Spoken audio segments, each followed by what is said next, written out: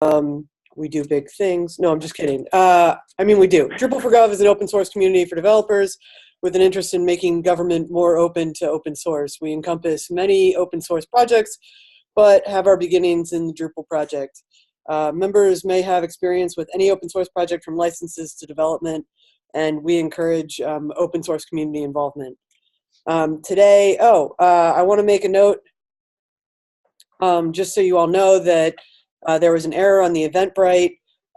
We had the date as next week, but we also said it was the third Thursday of every month. So we're actually going to hold this particular webinar both today and next Thursday if you guys want to pass the information along.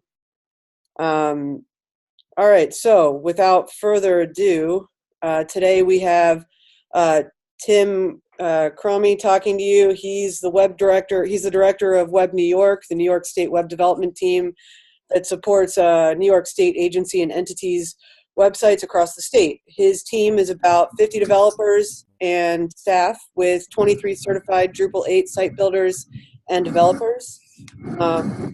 Over the last year or so, the Web New York team has been building a Drupal 8 distro to support the build once, deploy many, and is now fully engaged and deploying sites on this platform.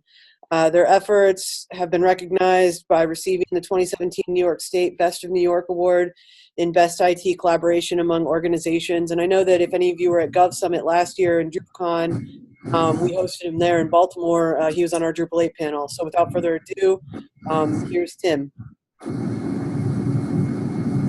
Hello, everyone. Well, thanks for having me today. We've got a little feedback going on here. All right, so thanks for joining me today. I'm going to talk a little bit about, our philosophy of build once, deploy many, and talk a little bit what it is, how do we use it, what's the benefits, and probably some tips and helpful hints if you decide to go down this road, how it can help you and hopefully get by some barriers that we have discovered in the past. All right, so let's get started here. What is the concept of build once and deploy many?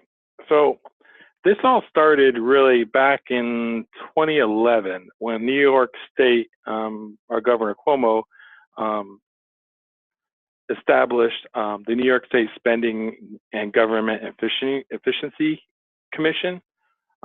It was established to really modernize and resize government. So the SAGE Commission that I'm talking about here, they worked for a couple of years to look at overall state government and to determine where savings could be made, where we could increase accountability and provide a better service for New York State as a whole. So one of the aspects of this, had to come down to ITS services.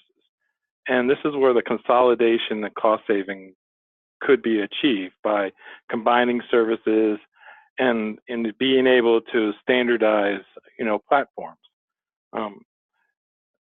The implementation of build once and deploy many was adopted by us.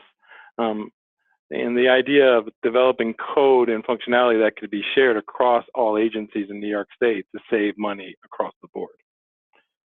So in the older days, and we still are in some of those older days, our agencies, they built their own platforms and they designed their own websites. So every agency had their own look and feel. Some of them were on Oracle, some of them were on TeamSite, some of them were using ASP, some of them were using PHP, some of them were using content management systems, some were not. So everybody's site was different and the code behind it was different. So the aspect of having a governor's initiative or having a new requirement come up, each one of these agencies would have to develop that element, to support that initiative. And most of these agencies and so forth had web teams, but like there was only two, one, at the most 3 or 4 web developers on staff that would maintain this website. So, you had, on the average of 2 developers trying to support a website that, included, making updates and security patching and staying up on technologies and, implementing analytics and SEO and security patching and all these things just with 2 developers. So in a lot of cases, some things got left to the wayside because nobody can be an expert in everything. So as we started, WebNY started and we started going down this road, we started looking at all these sites, and we took an overall snapshot and visited a couple of sites, and we noticed a couple of things. First, there's some common components to every website.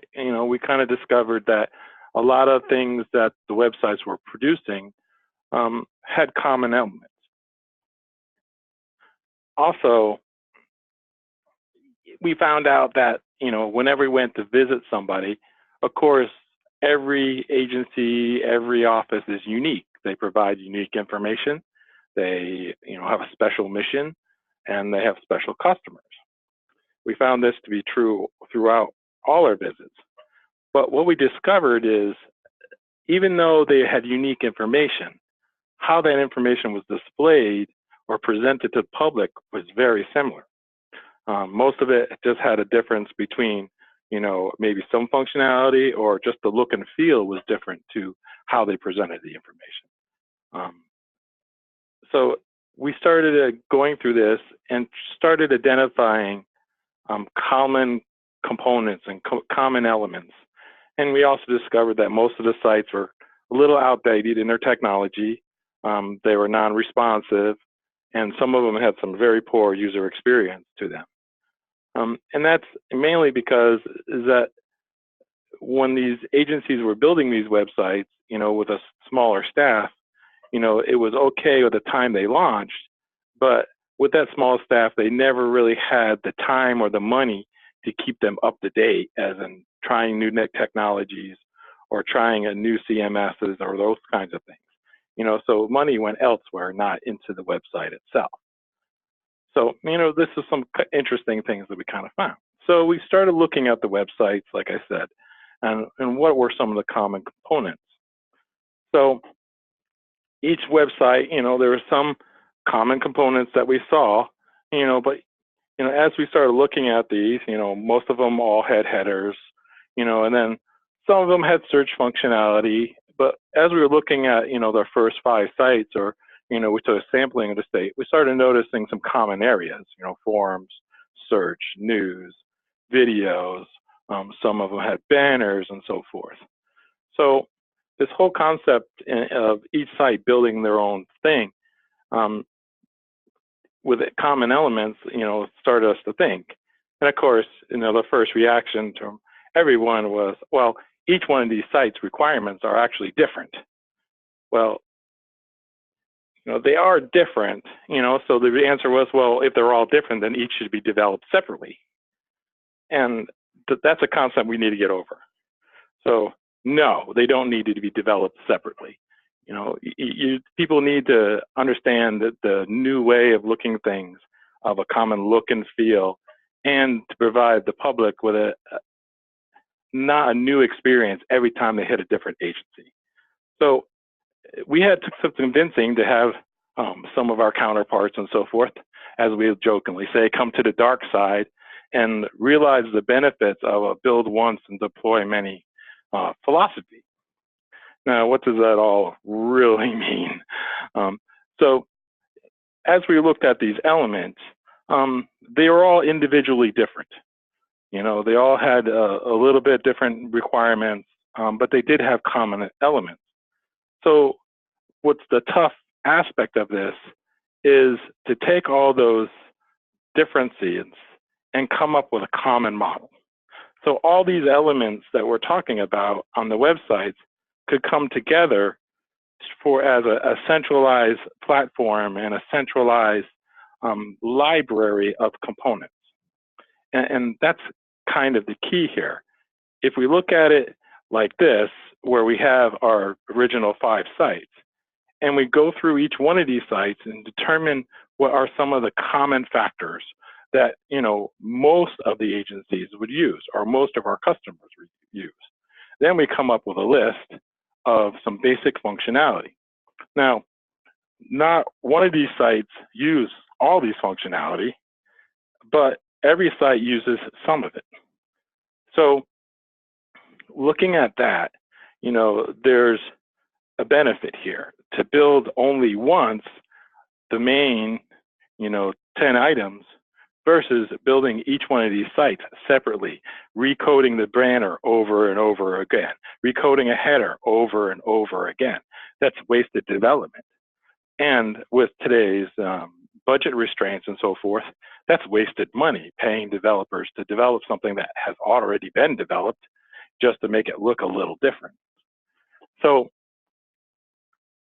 if we kind of geek out here a minute and kind of look at, some of the functionality here, for example, one of the aspects that are on here is like a mapping solution is not on here, but let's use that as an example. How does this benefit in cost overall? So if we said, oh, the governor wants to put a mapping component on every website to show the locations of offices of that agency. In the old system, with everybody having their own code base and their own platform, each web team would have to build that instance. So if we say that instance was costing us 100 man hours to do, okay? So at 100 man hours, divided by our going rate is $113 an hour, that's $11,000 per agency. And at 63 agencies in the state, that gets over upwards to almost over $500,000 worth of effort to put that on every single site in the state. And that, of course, comes out, from the tax and the citizens. So that's a lot of money. If you look at it where you have a common code base and you have all the agencies on the similar platform, and you're building just one, then what you have is you're still spending that $11,000, but that cost is spread out amongst the 63 agencies or 70 agencies where your costs drop drastically. So, something that might have cost the state over $500,000 to build is only now costing them $11,000. And the cost to individual agencies goes from $11,000 just a couple $100. So what this allows us to do is use that money in other places.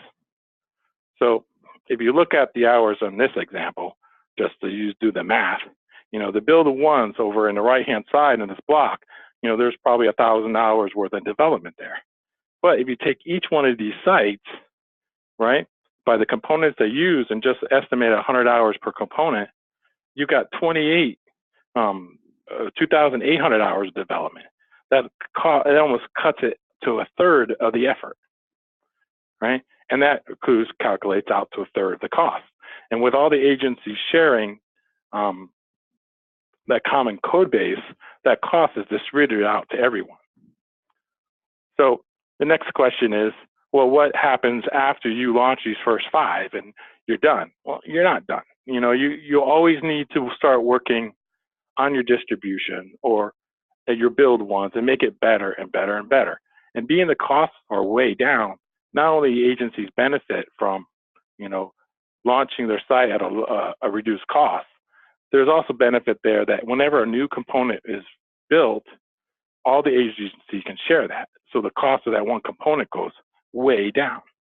So if an agency wanted to start implementing Alexa integrations with the new Drupal 8 and the modules available, now we could build that out, but when it was completed, that Alexa integration is available for everybody on the platform. So the cost of individual agencies is very low. If we talk about once we have the distribution build and we have that build once mentality, we keep building onto it, we always get requests for new sites. So what happens there? When a new site comes on board, here, like site 6 here, it needs a header, a footer, a video, an alert, and forms and news. Now, all of these are already built. They have already been completed. So no money is spent on individual development. It's all done already for. Now, for us, we're using a Drupal 8 solution. And we are partnered with Acquia, and we use Site Factory. So it's very easy for us to stand up a site. And with no additional development, the cost for the agency to stand up a site is very low. And also it's, very quick. So then I get people coming to me, well, what if you get sites like Site 7? You got a header, a footer, and then you got a user login, account information, training, videos, and a document share. Well, what I say to them, as you look at your enterprise and your build one solution, you can't build something to solve everybody's problem, but you can build something and expand onto it to solve 80% of the problems, right? So 80% of the sites that come to you, if you can build out a functionality to support them and you have it already built, then the cost is reduced. And on top of that, with that mentality of having that functionality available, you also get standardization across the board.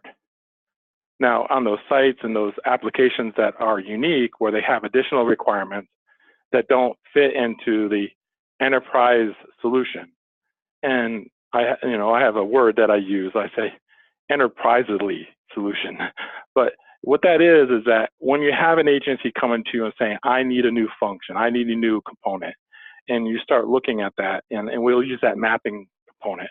I want a map that shows all our locations of all our agencies in the state. You look at that and say, okay, let's figure out a way to build this so it can be used for everyone. Mapping solutions, you can build mapping solutions where one agency might want to track every office in New York State. Another agency might want to track every hospital in the state. Another agency might want to track every culvert in the state or a gas station or something. It's all the same functionality. All it is different data. So as we talk here, as we said earlier, we found out that there's different information that each agency provides, but how that information is presented is very similar. So you got to think as you build these things enterprisely to make sure that when you do build a component, you don't make it so locked down that you can't use it for something else or another purpose. So that's part of this. Now, if you get the Site 7s, they're part of that 20%. Like if I was looking at Site 7 and more than 3/4 of the requirements doesn't fit into an enterprise or a build once mentality, I would say to them, okay, you're going to be a custom site. You're going to be the anomaly. In a lot of the discussions that you have with customers and so forth, money is a big deal. So sometimes you get some requests that come down the pipe that are a little crazy. But when you start talking money about this and say, yeah, we can build this, but it's going to cost you this amount of money because of the hours we have to spend. But if you find other ways to do that, and you can use the enterprise distribution, your cost will drop drastically. You'd be surprised how many people opt into that enterprise or that build once mentality to be able to reuse components just to save the money. So that's one of the things, really just going down, identifying your components, identifying what should be in your build once or your distribution, and then deciding what are the anomalies outside of that have to be customized built. Right. Right. So one of the things we also discovered is you have to balance standardization with customization.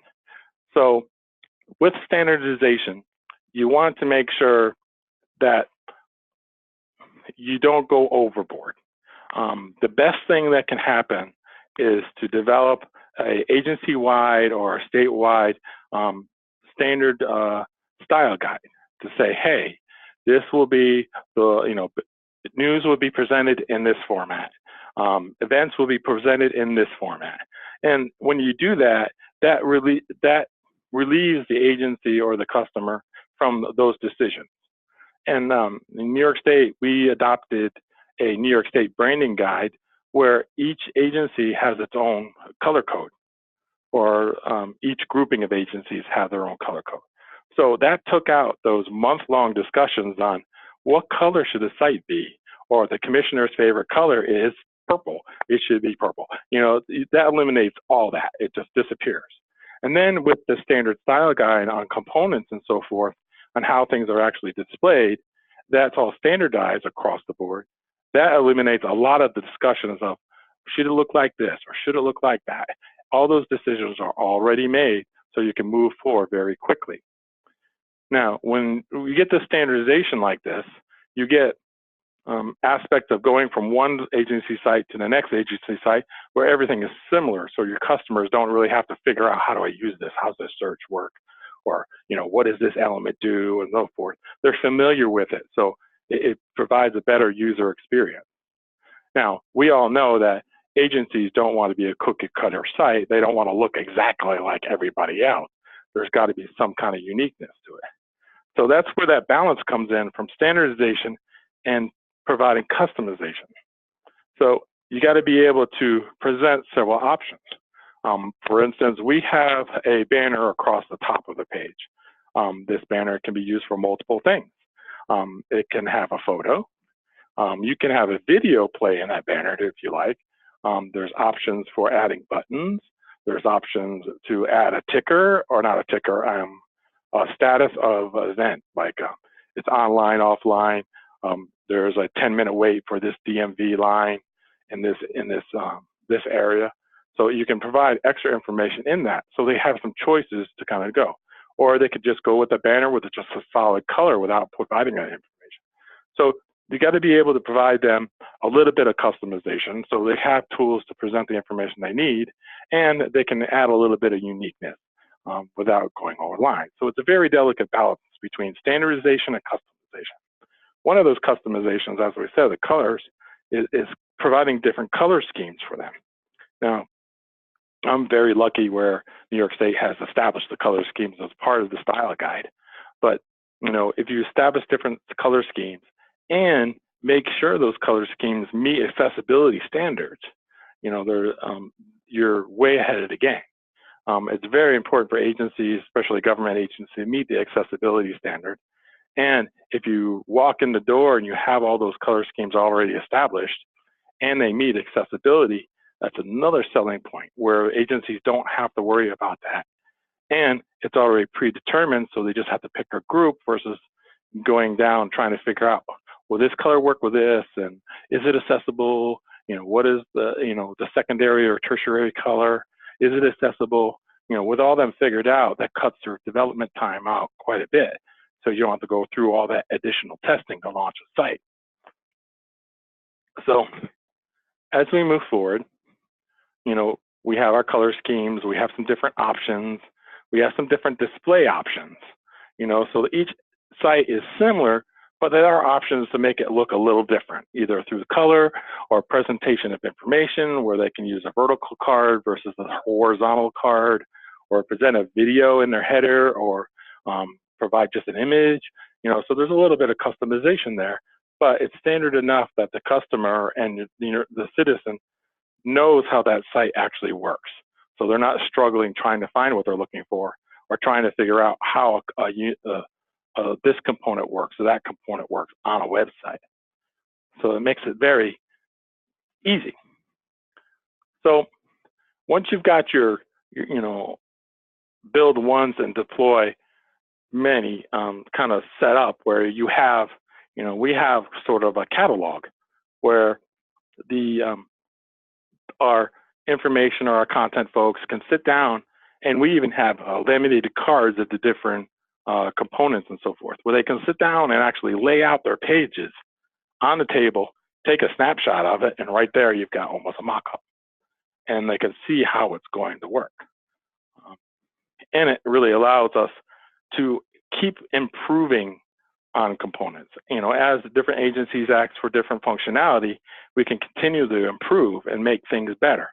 So, you know, as you build, you're building once for that initial minimal viable product, but you keep adding on to it, making things better, adding Google driving directions to the site, you know, adding video players, adding Alexa integrations, adding integrations with other systems, adding news flash or news feeds, adding targeted information depending on what county or area of the United States they're in. You know, that provides a lot of benefit. And that's kind of things that a lot of smaller agencies can't afford to do. But when you get into a larger platform where everybody's sharing code, that cost can be shared throughout the agencies, and those different things can be presented and provide a better experience for the customers as a whole. So some of the things that we've kind of learned, we've got our MVP out. We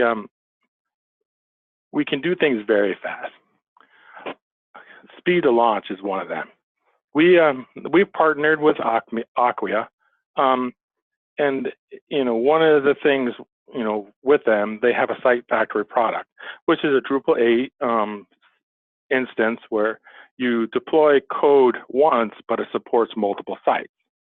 So speed to launch in the site factory instance or a single instance, I can actually stand up a website environment in a day. I can take that with the New York State distribution and that build once mentality. I can take all that code, place it on that site. I can actually configure and get the site set up with menu systems and pages and have it to the customer to start putting content in within a week. We actually did this with a site, Combat Addiction. They came to us, it's about a 100-page site or so. They came to us and said, Tim, we want to launch a new Combat Addiction website. And we said, sure, when do you want to do it? Well, we have a big event coming at the end of the month, and we'd like to launch it before then. Now, normally in the olden days, I would laugh hysterically and left the room because there was no way we could get them a site built in 2 weeks and ready for launch. You know, all that coding just couldn't be done.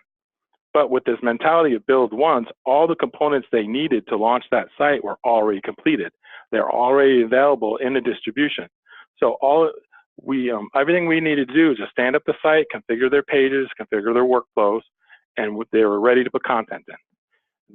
From the time they walked into my office and wanted to do this to the time they launched the site was 15 days from beginning to end, which is crazy compared to what we had to go through in the past. So right now, when people ask me, oh, can we get a site launch in 30 days? My answer is, it all depends if you can get the content done. And the shoe then comes off the urgency of the developers and then lies on the owners of the information to provide that information and to really get it onto the site where it's useful and it's in the correct construction where people can find what they're looking for and be able to, you know, benefit from that information. So on top of the speed of launch, what it also provides us is we're dealing with one basic code base, maintenance is much easier. Instead of having, you know, we support approximately 150 websites at the moment. We have about 75 in the core code base. But in the olden days, whenever there was a security patch or an update or something like that, we would have to go to every single site to do that patch or update it. With the site factory and the single code base, we do that development once, do the patch once, and it automatically applies to all the websites. So the time, you know, is reduced drastically of the time we spent on maintenance and the ongoing support of security patches and so forth.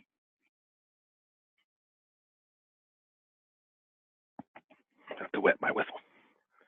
So we kind of went through and first figured out what are some of the common components. We came together and kind of built out a minimal viable product to start with. Building those common components where, you know, there were, were those, most of those components could solve maybe 50% of the website's requirements, right? Then we went out, we found 2 or 3 sites to start with. Once we started building those sites, and we started added functionality. Once those sites launched, we looked for another site, and it seems like every rotation we do as we start building out sites and sending them out, it becomes quicker and quicker because we have less and less functionality to build, because and we're discovering as we do this that most of the components an agency needs or that customer needs are already built. So that timeline gets smaller and smaller and smaller as we go. Pretty soon, we hope to be able to get to the point where, well, when somebody comes and asks us they want to build a site, there isn't any development we need to do. That all we're doing is enhancing and making what we have already better and bringing up new technologies or integrations into the system. So, as we, still as we move forward, we can always improve. There's always new technologies coming out to make things better. So once you go through that process of really establishing the base code and establishing the MVP, things get much easier. And that's when, people start to, experience the full power of build once and deploy many, establishing on a common platform, because then we can stand up these sites very quickly with the leading technologies, and we have the resources and the people to maintain it. So it becomes a very powerful and very great tool to be able to, somebody walk in your office with an urgent request and be able to stand up a site in just weeks. That's outstanding because, you're not rushing to do coding, you're not rushing to do QA, you're not rushing to do UAT. You have all those components built already, so it allows you to present a really high quality product in a short amount of time to meet their needs. So some of the things that we've kind of learned is, establishing a standard style guide is very important. Taking out some of the decisions on styling, looking, feel, colors, and so forth out of the agency's hands sure makes the process go quicker. And most of them are relieved not to go through that, because everybody has opinion about colors, everybody has opinion on style. And when you take that out of the factor, the process happens much, much faster. For us, open source has been a big deal. I'm always an advocate to own your own code. There has been some attempts to standardize on a purchase platform, whether Adobe, Oracle's TeamSite, or whatever, where the vendors or the contractors own the code, or they're the ones that maintain it and understand it. But when you're trying to do something and the vendor basically says, well, yeah, we're going to implement that change, but it won't be out for another year, that doesn't really help you a whole lot. And it doesn't give you the freedom to really make changes or to make things better on a continuous circle of development. Owning your own code in open source, there are some stipulations that you need to address: security, regression testing, stability of the platform, and so forth. For us, that was a very big deal, to be able to provide this build once, deploy many platform, where we really concentrated on our staff. We brought all these 1 and 2 developers from out in these many agencies, brought them into a centralized team. We trained them, we got them certified, and what we discovered is that we have different types of people. Some people love the code, head down coders, jump right in and dig through code all day long. We have other people that are more interested in security or analytics or, training or, something else. And what it would allow us to do is to really let those people concentrate on the areas that they want to work. And it actually provided us a better service where, agencies would come to us and say, hey, we'd like to know more about accessibility. Sure, we have an accessibility person here that's an expert. In fact, I have 6 certified accessibility monitors that have been certified in accessibility and testing and so forth that can answer almost all their questions. And we actually were able to provide the agency's training on how to develop accessible documents and accessible photos and videos and so forth.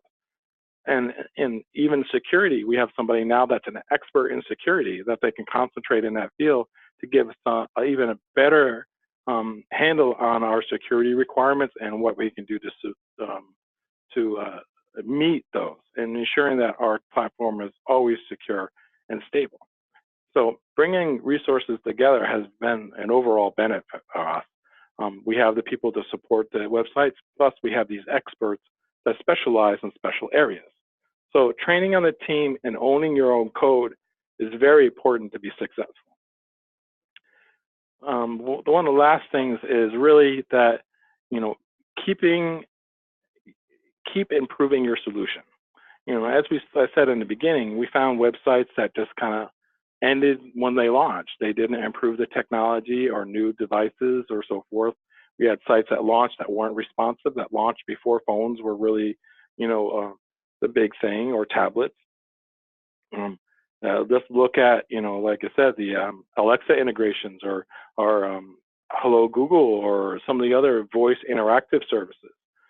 Those are new technologies that have started down the tube that can connect to websites. But, having a core code in a build once mentality, where you're always improving, you're able to do that and provide that service to all the agencies at a very minimal cost, where normally they wouldn't be able to do that. The cost would be overwhelming to them to try to do that development on their own or as part of those small web teams.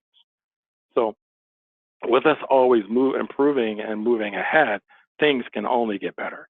And with us having experts in accessibility, security, analytics, and training, we can actually provide better services and experts to our customers to help them, provide a better experience for our citizens and provide a better experience overall, no matter where they go in New York State. So I've blabbed on here for about 30 minutes. So I'd really like to get some questions on or find out what you guys really want to know about, the build once and deploy many, and if there's any questions or if there's any comments that you'd like to say or ask questions, feel free.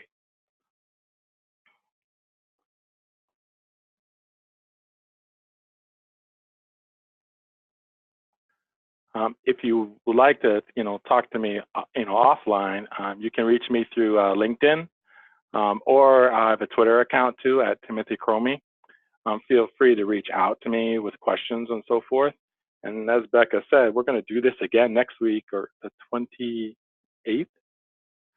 I'll have to look that up again. The third Thursday. So, is there any questions?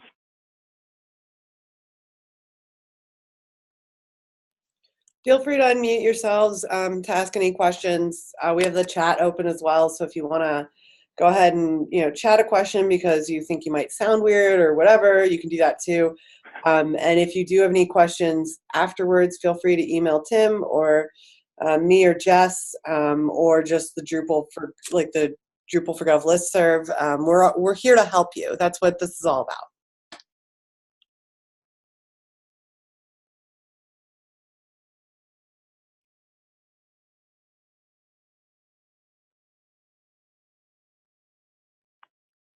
Alrighty then. All right, folks. I hope this was useful to you, and I answered any questions or giving you some ideas of how to move forward. I'll let you know that standardizing on a common look, feel, styling, and color scheme is not easy. It's pretty tough to get everybody to agree on the same thing, but the benefits are worth it. They really are. We're in the process. In the last 2 months, we've launched 6 sites, and we have 6 more coming in the next 2 months. So we're turning into a real machine that can reformat and deploy websites very quickly. Well, not only that, but when you standardize, across the board, it also really helps with your brand and and promoting that. So it's, I mean, it's great. So I just wanted to add that we're going to throw the video up on YouTube, and we'll have, Tim's slides posted. So if if you're shy or whatever, once again, you can contact anybody involved in Drupal for Gov, or even Tim directly. He's super awesome and like totally willing to help. He's also going to be giving the same talk next Thursday, same time, same bat time, same bat channel.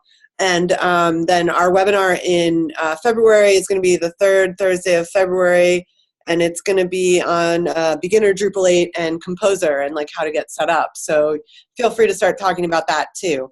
We're super excited, and we hope you had a great experience, and we look forward to seeing and hearing from you in the near future.